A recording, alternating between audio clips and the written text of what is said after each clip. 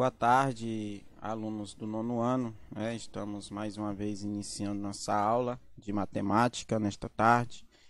E hoje, né, estamos já há alguns dias aí nessa pressão que o mundo todo está vivendo, a sociedade toda está vivendo, trazido por essa doença. Meu desejo é que Deus nos ajude, né, nos livre logo disso, que eu acredito que não vai mais demorar muito. Essa situação vai ser resolvida e nós vamos voltar às nossas aulas presenciais, tá? Nós vamos voltar a nos encontrar fisicamente, não só virtualmente, né? Então que Deus possa nos abençoar. Eu gostaria de começar hoje pedindo isso. As bênçãos de Deus para resolver logo essa situação, porque está mais do que provado que só Ele é que pode dar um basta nisso. Medicina, as autoridades já mostraram que não tem como, ou não tem o que fazer, certo? Então, que Deus nos ajude. Nesta aula de hoje, nós vamos aprender a representar graficamente uma função, certo? E, como sempre eu gosto de lembrar vocês, não é uma coisa como na matemática, muita coisa na matemática que nós estamos vendo, como vocês podem ter observado, nós já vimos, certo? E acredito que isso também é um assunto que a gente já estudou, já viu um pouco no oitavo ano, tá? Que é montar um gráfico de uma função, e é isso que nós iremos fazer hoje. Então vamos ver primeiro a representação, depois nós vamos ver como monta um gráfico. A aula de hoje está na página 92, então abra os livros de vocês aí, ou acompanhe por aqui, né? Se você preferir, tá bom? Vamos lá. Representação gráfica de uma função. Admitamos que, a partir dos 50 anos, a perda da massa óssea ocorra de forma linear, conforme mostra o gráfico abaixo. Existem alguns tipos de gráficos, certo? Alguns tipos de representações. E também há alguns tipos de funções. Nós vamos conhecer aqui um pouco sobre a função linear, certo? Vocês já vão entender o que é isso, tá bom? Vamos ver o exemplo que ele deu aqui, ó. Porcentagem de massa óssea, então ele deu um gráfico aqui, mostrando a diferença de homens, que está representado pela linhazinha azul, e de mulheres, que está sendo representada pela listinha rosa, né? Ou lilás, não sei como se chama essa cor, né? É puxado por rosa aí. E aqui nós temos a porcentagem, né? Nós temos aqui, ó, 100%. 100%, né, a questão física, óssea, boa. E depois a gente vê que com o passar dos anos, aqui embaixo é a idade, né, em anos, isso vem começando a cair. Principalmente a partir dos 50 anos de idade, né? Graças a Deus que ainda eu tô longe, ainda falta mais de 20 anos.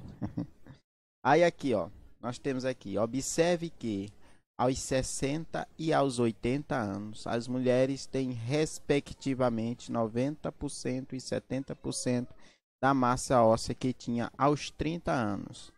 Então, aos 30 anos, né, tá todo o vigor, a massa óssea ainda está lá toda completa, 100%, mas a partir de 50, como eu falei, ela vem caindo. Isso aqui é uma representação gráfica de uma função linear, tá? Tô adiantando aí para vocês. Eu vou, através desse assunto, já vamos nos adaptando a esse tipo de função, que é um tipo de função muito usada nos cálculos matemáticos, certo? Então vamos continuar lendo aqui, ó. Analisando os dados, podemos responder ainda aí. Qual é o percentual de massa óssea das mulheres com idade de 50, 60, 70 e 80 anos, respectivamente? Certo? Então, através desse gráfico, né, dá para nós sabermos não só a questão da quando ela tem aqui 50, a partir de 50, mas vem aqui o declínio, né, dessas condições ósseas. Então, vamos lá aqui, ó. Qual a lei de formação da função entre as idades das mulheres a partir dos 50 anos e sua porcentagem de massa óssea? Então é outra coisa que dá de nós analisarmos olhando para esse gráfico. Vocês vão ver que nós podemos extrair a lei de uma função dentro de um problema, certo?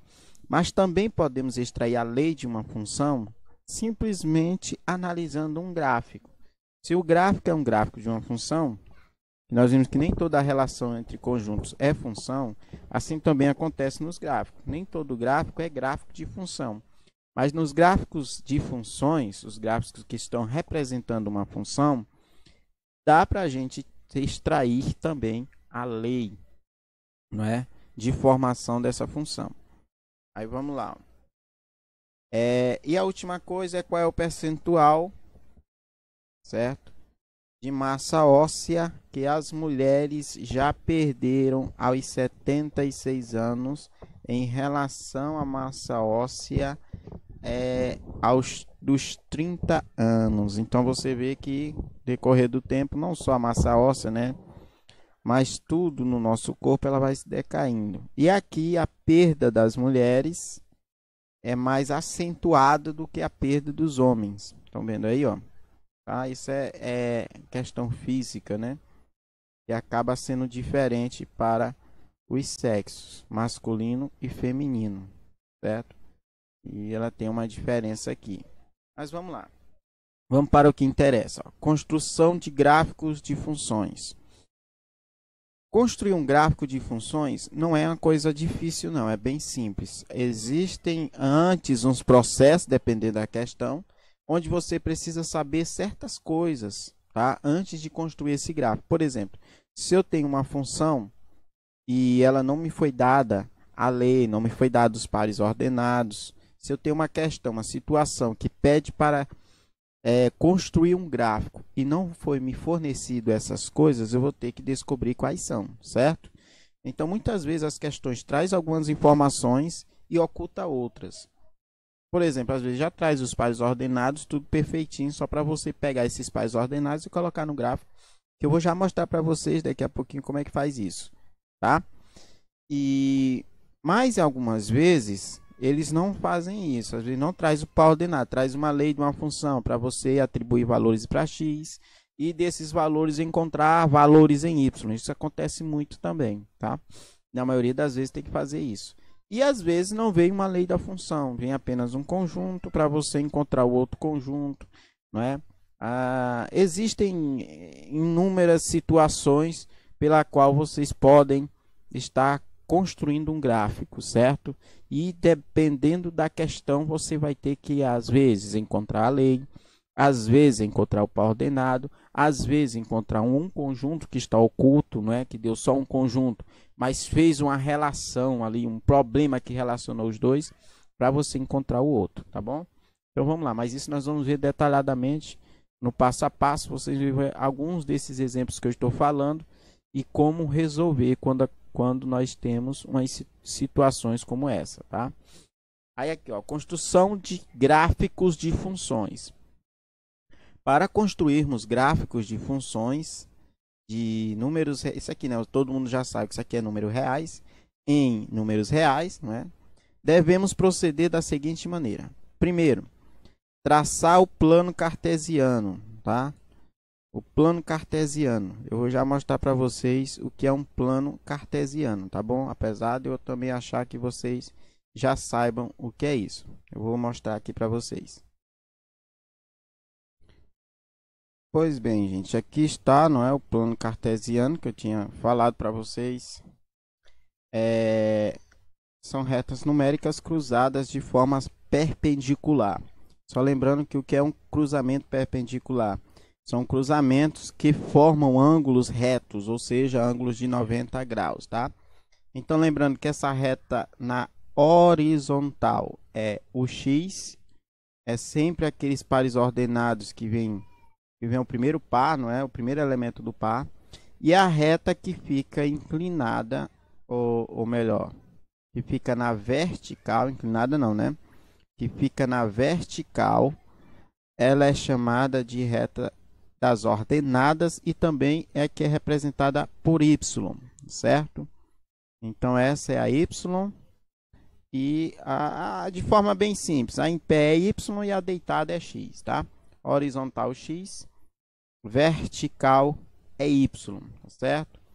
Então essa aí é a representação gráfica ou um plano cartesiano que está falando o livro aí, certo? Então vamos lá. Olha só, gente. Continuando, nós vamos aqui ver o seguinte. A primeira coisa, né, traçar o plano. Vocês viram lá, tá lá o plano traçado. Atribuir valores à variável x. Que é o que nós estava mostrando, que eu mostrei já algumas vezes. Como é que faz isso? Nós temos uma lei da função.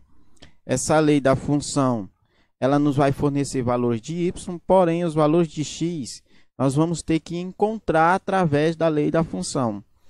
E para encontrar esses valores de y, nós vamos ter que atribuir. Você vai indicar valores de x para encontrar os valores em y. Então, o primeiro passo é fazer, né, montar aqui, ó, o plano cartesiano, certo? Segundo passo é justamente atribuir valores à variável x para encontrar os valores de y. Terceiro passo aqui, ó, formar pares ordenados. Então, a partir do momento que você encontra os valores de y, você vai ter já o par ordenado. Por que você já vai ter o par ordenado? Porque os valores de x é você que indica. Então, você indica um valor para x, esse valor vai te fornecer o valor de y, certo? E depois é traçar a linha, curva, que lista esses pontos, tá? Eu vou mostrar aqui para vocês também um exemplo aqui no gráfico, como é que ficaria. Eu vou mostrar isso no papel depois, até para ficar melhor para vocês compreenderem, tá bom? Vou traçar um gráfico, vou colocar uma lei. Vou até aproveitar essa aqui, ó, que ele já deu, e vou fazer no papel para vocês o passo a passo, para ver como é que fica, tá bom? Mas vamos lá, depois vocês vão, o terceiro passo é traçar uma linha no plano cartesiano, depois dos pontos todos feitos. Eu vou mostrar aqui só uma representaçãozinha para vocês verem como é que fica. Olha aqui, ó. Eu peguei a mesma lei da função lá que ele deu, certo? No exemplo, né? Vou mostrar aqui, não está dando de pegar.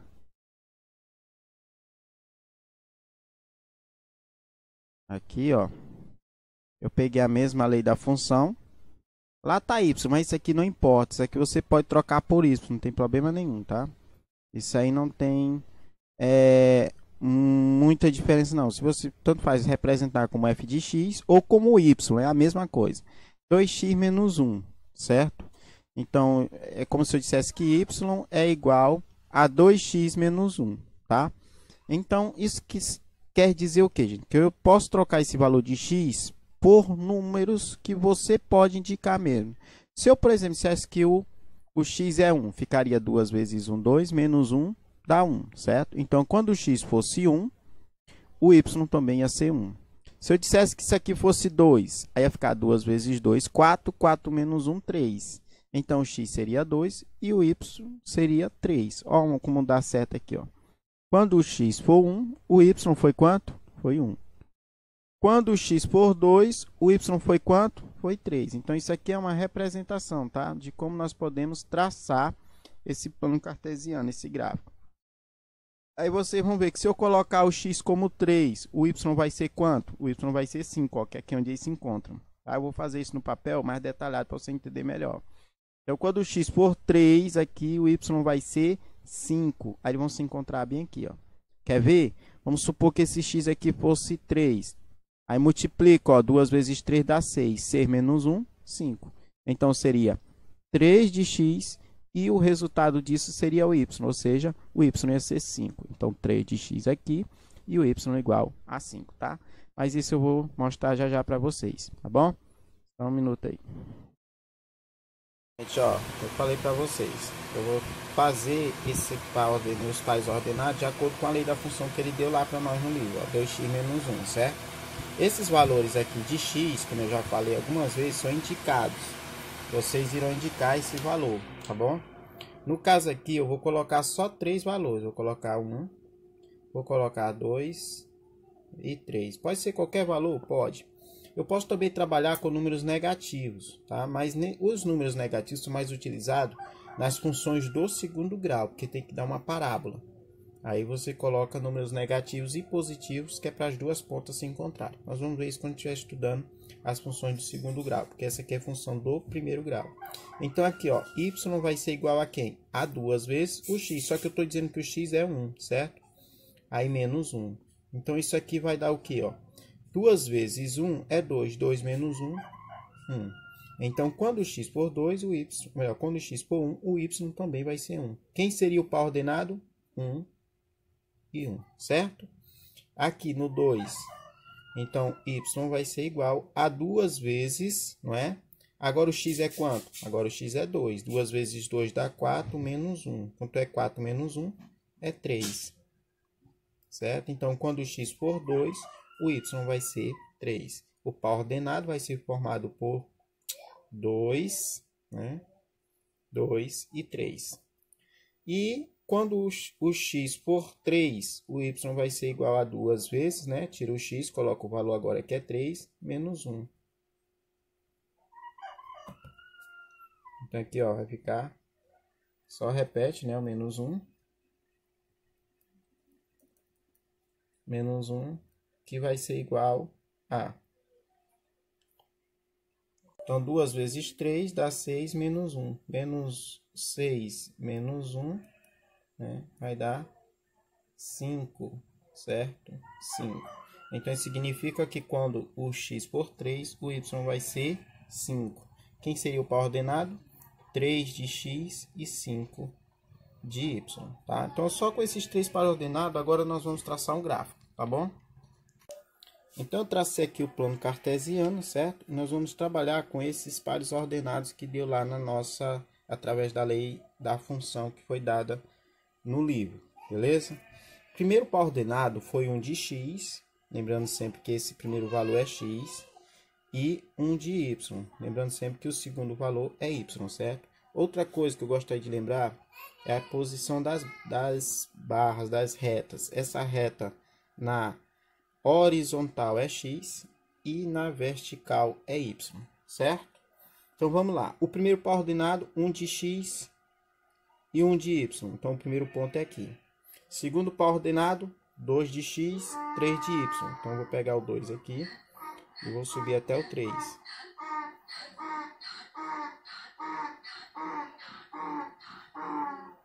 Esse seria o segundo par. E o terceiro par ordenados é 3 de x e 5 de y. Então, eu vou começar daqui, ó, e vou até o 5. Certo? Então, aqui seria os três pares. Então, o que ele falou lá naquele último passo é traçar a reta. O que seria a reta? É uma reta que ligue esses pontos que você traçou. Então, aqui seria a forma da nossa reta, tá? Lógico que ele ia para cá, ia passar... para os outros eixos aqui, iria, né? Se nós tivéssemos valor negativo, mas nós não temos. Então, mas a reta que representa essa função é essa, tá? Então, essa será a nossa aula. Gostaria só de mostrar isso para vocês, desde a formação dos pares ordenados até a construção do gráfico, né? Qualquer coisa vocês podem perguntar, tá bom? Estou aqui para responder e até a próxima.